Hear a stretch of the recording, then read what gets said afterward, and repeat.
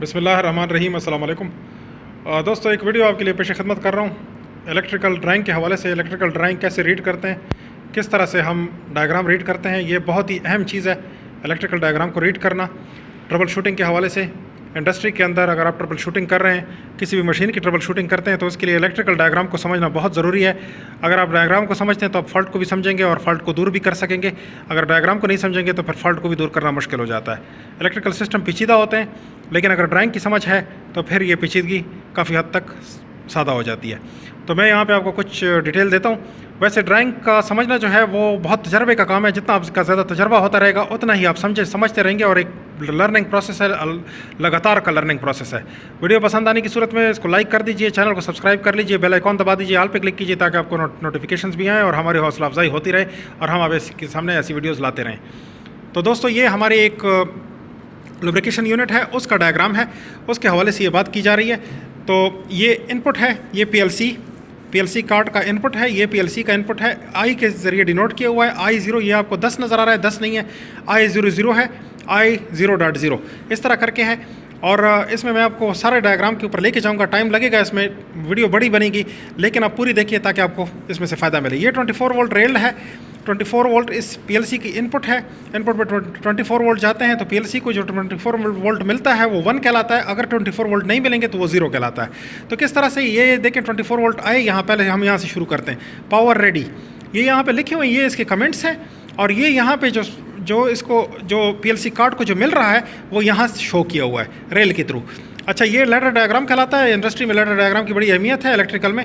तो ये क्या होता है कि ये दो ब्रेकर आपको दिखाए हुए हैं कि QF1 QF2, ये ब्रेकर ऑन होंगे तो यहाँ I00 के ऊपर, I0.0 के ऊपर यहाँ पे बिट हाई हो जाएगी और पावर रेडी ये आ जाएगा। पीएलसी को पावर रेडी चला गया तो पीएलसी रेडी हो गया। इसका मतलब ये हुआ कि पीएलसी रेडी हो गया अपने फंक्शन के लिए। आगे देखते हैं आगे क्या होता है। SA1 ये एक पुश बटन है, ये एक सेलेक्टर स्विच है। SA1 ये एक सेलेक्टर स्विच है जो कि मैनुअल और ऑटो सिलेक्शन करता है। ये जब ऑफ होगा तो ये रिमोट पे होगा, ऑन होगा तो ये लोकल पे होगा। तो ये ऑफ की हालत में ये रिमोट पे चला जाता है। रिमोट का मतलब होता है पीएलसी के थ्रू, और ऑन की हालत में ये लोकल, यानी लोकल में अगर आप इस बॉक्स को कंट्रोल करना चाहते हैं, इस सिस्टम को कंट्रोल करना चाहते हैं तो फिर आप इसको ऑन रखेंगे। और अगर आपने पीएलसी के थ्रू कंट्रोल करना, जैसे नॉर्मली हम मशीन को पीएलसी के थ्रू करते हैं, तो ये ऑफ रखेंगे। तो ये सिलेक्शन स्विच है, तो इसको हमने ऑफ पे रखा हुआ है। अच्छा, इसके बाद SA2 है, ये एक सेलेक्टर स्विच है जो कि दो पंप मोटरें हैं। ये देखें, ये pump number 1 on, number 2 ready, और उसके बाद स्लैश है, ये ऑन की सूरत में। ऑफ की सूरत में अगर स्विच ऑफ होगा, जैसे अभी ऑफ है, तो उस सूरत में नंबर 2 ऑन, नंबर 1 रेडी, इस तरह करके है। तो ये आपके हाथ में है, आप सेलेक्ट कर सकते हैं। दो पंप में से कोई एक पंप चलाएंगे, दो पंप में से कोई एक पंप सेलेक्ट करेंगे। ये वैसे मशीन दोनों को खुद ब खुद चलाता भी रहता है, लेकिन वो सिलेक्शन इस तरह से है कि एक को हर वक्त जो चलाना होता है वो हमने सेलेक्ट करना है, एक को हमने सेलेक्ट करना है, यानी ऑफ रखना है या ऑन रखना है। अच्छा, इसके बाद ये होता है, ये वार्निंग साउंड कैंसल, ये एक पुश बटन है। जब इसको दबाएंगे, ऑन करेंगे, जब कभी ये पीएलसी फॉल्ट में चला जाता है तो ये एक आवाज़ देता है। वो इस नीचे आएगा इसमें कि आवाज़ कहाँ से पैदा होती है। तो जो बेल है वो कैंसिल करने के लिए, वार्निंग इंडिकेशन कैंसिल करने के लिए ये बटन दिया हुआ है। ये पुश बटन दबाएंगे, थोड़ा सा एक दफ़ा प्रेस करेंगे, 24 वोल्ट चले जाएंगे I0.5 के ऊपर, तो उस वक्त ये कैंसिल हो जाएगा साउंड। इसके बाद ये देखें, ये बाहर ये एक आपको डॉटेड बॉक्स नज़र आ रहा है, ये बाहर से इसको सिग्नल मिले हुए हैं, 3 सिग्नल हैं। ये क्या है, ये यहाँ पे आप देखें कमेंट्स इसके, start stop oil unit from central control. ये सेंट्रल कंट्रोल जो हमारा मेन पीएलसी है उसका स्टार्ट स्टॉप है, ये K1, ये उसका कमांड है। ये इस मशीन के लिए, इस पीएलसी को ऑन ऑफ करने, पूरी मशीन को ऑन ऑफ करने के लिए कमांड है। ये बाकी दो जो हैं वो हमारे इस्तेमाल नहीं हुए, लुब्रिकेटेड मशीन रन, और इसके बाद ये जो है lubricated machine slow run signal, ये दो हमने इस्तेमाल नहीं किया। हमारा सिर्फ ये एक इस्तेमाल हो रहा है। ये ऑप्शंस होते हैं, कभी कभी इस्तेमाल होते हैं, कभी नहीं होते, हमारी सूरत में इस्तेमाल नहीं हुए।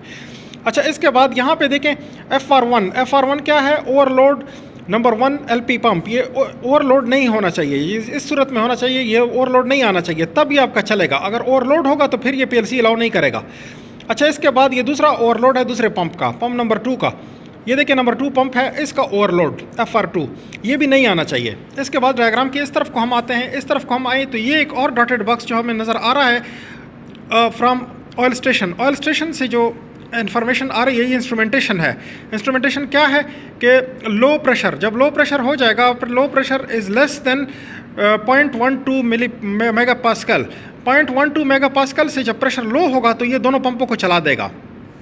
किसके थ्रू? यानी ये यहाँ पे जो प्रेशर स्विच है वो इसको कमांड दे रहा है I1.6 के थ्रू। I1.6 के ऊपर जब 24 वोल्ट आएंगे तो PLC को पता लगेगा कि मैंने 2 पंप चलाने हैं, प्रेशर लो है। अच्छा, दूसरा जो इसका स्विच है वो क्या है, वो pressure is greater than 0.3 mega pascal, 0.3 mega pascal से प्रेशर ग्रेटर हो जाएगा तो इसने क्या करना है कि एक पंप को ऑफ कर देना है। आपका सेलेक्टेड पंप जो होगा, यहाँ से जो आपने सिलेक्शन की हुई है वो पंप चलेगा, जो सेलेक्टेड नहीं होगा वो नहीं चलेगा, वो इसके थ्रू होता है। अच्छा, इसके बाद KT1L, ये टेम्परेचर है। Temperature of oil box is less than 30 degree Celsius. अगर टेम्परेचर, ये स्विच ऑन हो जाएगा जब टेम्परेचर कम होगा, 30 डिग्री से टेम्परेचर कम होगा तो ये स्विच ऑन हो जाएगा। ये टेम्परेचर स्विच है, ये इंस्ट्रूमेंटेशन है। तो इंस्ट्रूमेंटेशन के थ्रू यहाँ 24 वोल्ट पहुँचेंगे तो इसका मतलब ये हुआ कि इस PLC ने हीटर को ऑन कर देना है। सिस्टम के अंदर हीटर मौजूद है, वो नीचे इसकी तफसील आएगी, दूसरे सफ़े पे मैं लेके जाऊँगा, हीटर की भी तफसील आएगी। तो इसने हीटर को ऑन कर देना है, टैंक में ऑयल जो है उसको गर्म करना है। अच्छा, इसके बाद टेम्परेचर, हीटर ऑन हो गया, टेम्परेचर उसका बढ़ना शुरू हो गया। फिर एक और हमारे पास टेम्परेचर का स्विच लगा हुआ है जो कि KTH है, KT1H। Temperature of oil box is greater than 40 degree Celsius. तो 10 डिग्री का इसमें फ़र्क है, 10 डिग्री के ऊपर ये हीटर ऑन रहेंगे। अगर टेम्परेचर 40 डिग्री से अबव करता है, ये देखें 40 डिग्री से अबव करेगा तो उस वक्त ये हीटर को ऑफ कर देगा। इसके बाद एक और डॉटेड बॉक्स है, ये क्या है, फ्रॉम ऑयल स्टेशन, ये भी ऑयल स्टेशन से है। ये क्या है, लो ऑयल लेवल, ये लो ऑयल लेवल है, KSL और KSH, ये ऑयल लेवल हैं दो, एक लो है एक हाई है। अगर लो ऑयल लेवल हो जाएगा तो ये ट्रिप कर देगा मशीन को, इसके ऊपर ट्रिपिंग है। ये I2.2 जो है, I2.2, इसके ऊपर अगर 24 वोल्ट आए तो इसका मतलब ये हुआ कि हमारा ऑयल प्रेशर लो है, किसी वजह से ऑयल या तो इसमें से लीक कर गया है या कुछ और प्रॉब्लम हो गई है, टैंक में लेवल नहीं है ऑयल का। तो ये ऑयल ना होना एक ख़तरनाक तरीन सिचुएशन है, इसके अंदर मिल आपकी टूट सकती है, बियरिंग ख़राब हो जाता है। तो इस वजह से ये इस मशीन को ट्रिप कर देगा, टोटल मशीन को ट्रिप कर देगा, ये टोटल ऑफ हो जाएगा तो मेन ड्राइव भी हमारी ऑफ हो जाएगी और वो अलाउ नहीं करेगा। और यहाँ पर इंडिकेशन भी आ जाएगी, इंडिकेशन भी देता है, वो भी अगले सफ़े पर आएगा। अच्छा, इसके बाद ऑयल लेवल हाई, इस पर सिर्फ एक वार्निंग इंडिकेशन है कि आपका ऑयल लेवल हाई है, आपने ऑयल ज़्यादा टॉप अप कर दिया है टैंक के अंदर, बस सिर्फ एक इंडिकेशन आती है, इस पर ट्रिपिंग नहीं है। अच्छा, इसके बाद यहाँ पे outlet temperature is less than 25 degree Celsius. अगर वो output temperature less than 25 degree Celsius होगा तो भी एक अलार्म आएगा। वो किसके थ्रू है, PLC का जो इनपुट 2.4 है इसके थ्रू यहाँ 24 वोल्ट पहुँचेंगे तो इसका मतलब है कि आपका टेम्परेचर लो है, ये मतलब टेम्परेचर स्विच से आ रहा है। ठीक है जी। अच्छा, दूसरा टेम्परेचर स्विच है जो कि greater than 50, outlet temperature greater than 50 हो जाएगा तब ये वार्निंग देगा। वो इस I2.4 के ऊपर इसका 24 वोल्ट आएगा इस स्विच के थ्रू। अच्छा, इसके बाद एक और यहाँ पे चीज़ है, ये भी ऑयल स्टेशन से आई हुई है, filtering pressure difference is greater than 0.1 mega pascal. ये क्या होता है, ये दो प्रेशर सेंसर वहाँ पे लगाए हुए हैं, एक फ़िल्टर, एक वहाँ पे फ़िल्टर है जो कि ऑयल फिल्ट्रेशन का काम करता है। अगर ऑयल फ़िल्टर है वो कंटेमिनेटेड हो जाए, उसके अंदर बहुत ज़्यादा गंद जमा हो जाए तो ये डिफरेंस बढ़ जाता है। तो डिफरेंस अगर बढ़ गया है तो ये आपको वार्निंग देगा। वार्निंग का क्या मतलब है कि आपका फ़िल्टर गंदा हो चुका है, फ़िल्टर या तब्दील कर लें या साफ़ कर लें, ये वार्निंग देता है। तो ये मैकेनिकल के लिए एक वार्निंग होती है कि आपका फ़िल्टर गंदा हो चुका है, अभी आप फ़िल्टर निकालें, साफ़ करें, दोबारा नया फ़िल्टर लगाएं या उसी फ़िल्टर को साफ़ करके लगा लें। ये सिग्नलिंग है, ये इसी सिस्टम का जो रिलेस हैं उसकी सिग्नलिंग है। ये मेन PLC के ऊपर जा रहे हैं और यहाँ से एक सिग्नल जो है ये हमारा जो मेन हमारा ब्रेकर है उसके ऊपर जा रहा है कि जब हमारा सब कुछ रेडी होता है, सब सही होता है तो यहाँ से हमारे ब्रेकर को ये सप्लाई मिलती है। ये KA6 जो है यहाँ से हमारे ब्रेकर को सप्लाई मिलती है। यहाँ से अगर सब कुछ रेडी होगा सिस्टम तो ये यहाँ से ब्रेकर को सप्लाई मिलेगी। ये पॉइंट नंबर 165 है और KA4 ये ऑन होगा तो इसका मतलब सब कुछ ठीक है, तो यहाँ से ये स्टार्ट अलाउ करेगा। तो ये मेन ब्रेकर जो हमारा है ड्राइव का, जो मेन मोटर का ब्रेकर है वो यहाँ से चलेगा। ये स्टार्ट परमिट जब आ जाता है, स्टार्ट परमिट की भी बात होगी इसमें, तो तब ये चलता है। अच्छा, इसके दूसरे सफ़े पे मैं आपको लेके जाता हूँ। ये हो गया इसका इनपुट। अभी हम आउटपुट की तरफ चलते हैं। आउटपुट में क्या कुछ है, वीडियो बड़ी हो रही है लेकिन आप देखते रहिए क्योंकि नॉलेज है इसके अंदर। यहाँ से ये QF50 QF5 है। QF5 एक ब्रेकर है जो कि फेज़ और न्यूट्रल को ऑन करता है। 220 वोल्ट 380 वोल्ट यहाँ पे आते हैं तो 220 वोल्ट बनते हैं, क्योंकि हमारा जितना भी एक्सेसरी है वो 220 वोल्ट है। तो ये ट्रांसफार्मर कंट्रोल का ट्रांसफार्मर यहाँ लगाया हुआ है। इलेक्ट्रिकल सर्किट में कंट्रोल ट्रांसफार्मर आम लगे होते हैं। ये ब्रेकर हो गया, यहाँ पे लिखा हुआ है ये कंट्रोल ट्रांसफार्मर लिखा हुआ है 100 वोल्ट एम्पेयर का। एक तकरीबन 100 वाट का समझ लें कि 100 वाट का ट्रांसफार्मर है जो कि तमाम चीज़ों को 220 वोल्ट की चीज़ों को 380 से चलाता है। अच्छा, अब सबसे पहले सप्लाई जाती है HLQ है या HLO है, power indicator. Power indication on हो जाती है क्योंकि इसको सप्लाई जाती है। अच्छा, उसके बाद इसका PLC से ताल्लुक़ नहीं है, ये सीधा सीधा डायरेक्ट सप्लाई है हमारी। अच्छा, इसके बाद ये देखें साथ ही साथ ये रिले जो है KA0 ये ऑन हो जाता है। ये ऑन होगी, ये बताता है कि इस वक्त आपका सिस्टम ऑन है। इसके बाद यहाँ देखिए, यहाँ जो है हमारे पास SA1 ये एक पुश बटन है जो कि ऑन साइट मैनुअल ऑपरेशन के लिए इस्तेमाल होता है। अगर मैनुअल ऑपरेशन आपने करना है तो उसके लिए ये इसको यहाँ पे ऑन रख देंगे तो ये मैनुअल ऑपरेशन होगा, ये रिले ऑन हो जाएगा KA1 के कॉन्टैक्ट नीचे इस्तेमाल हुए हैं, अभी इसकी तफसील आएगी यहाँ पे। तो ये मैनुअल के लिए इसको ऑन रखना पड़ता है। ये पुश बटन नहीं है, ये सेलेक्टर स्विच है। सेलेक्टर स्विच ने आपने ऑन किया तो ये KA1 ऑन हो गया, ठीक हो गया। अच्छा, इसके बाद यहाँ पे आते हैं SB1 जो है ये एक पुश बटन है।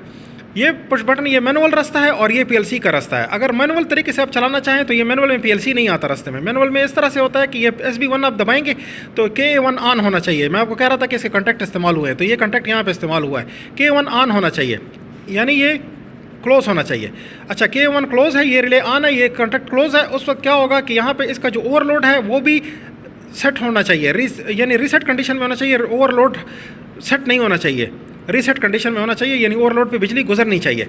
ओवरलोड यानी अभी इस वक्त रीसेट हालत में है, यानी मोटर ट्रिप नहीं है, ट्रिप हालत में नहीं है। अच्छा, यहाँ से ये बिजली गुजरी, ये KM1 जो कंडक्टर है इसका, ये लो प्रेशर पंप का कंडक्टर है, इसको इसने ऑन कर दिया, ठीक हो गया। और साथ ही साथ इंडिकेशन भी HL1 इंडिकेशन भी आ गई कि लो प्रेशर आपका चल रहा है।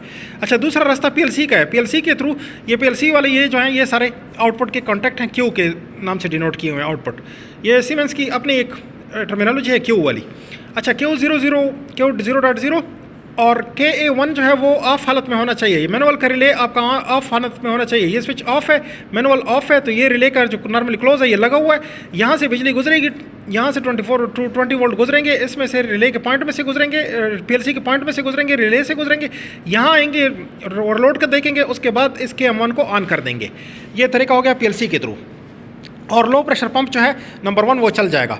इसके बाद ये number 2 low pressure pump, same situation है लेकिन ये पंप नंबर 2 है और पंप नंबर 2 का अपना FR2 ओवरलोड रिले, इसको ये देखता है। इसके बाद ये है हीटर किस तरह से, हीटर भी दोनों तरीके हैं। SB3 के ज़रिए आप इसको मैनुअली ऑन कर सकते हैं। KA1 जो है वो ऑन होना चाहिए और ये इसका KM4 कंडक्टर है वो ऑन हो जाएगा तो ये आपका हीटर चल पड़ेगा। दूसरा तरीका PLC का है। PLC के थ्रू Q0.2 के ऊपर जब इसकी बिट हाई होगी तो उस वक्त ये KA1 को देखेगा कि रिले जो KA1 है ये ऑफ है, यानी वो लोकल पे नहीं है, यहाँ से बिजली जाएगी, इसको ऑन कर देगी, साथ ही साथ इसका इंडिकेटर भी आ जाएगा। इसके बाद वार्निंग बेल है जिसकी मैं बात कर रहा था कि आपकी साउंड बेल अगर कोई प्रॉब्लम आ जाए, ये वैसे टेस्ट है, यहाँ पे ये लोकल टेस्ट है कि अगर आप इस बटन को दबाएंगे तो ये बेल बजना शुरू हो जाएगी और छोड़ देंगे तो बजना ऑफ हो जाएगी। तो ये टेस्ट करने के लिए। दूसरा तरीका PLC के थ्रू है। PLC कहाँ से करता है? KA3 के थ्रू करता है। KA3 एक रिले है जो कि यहाँ पे लगी हुई है KA3।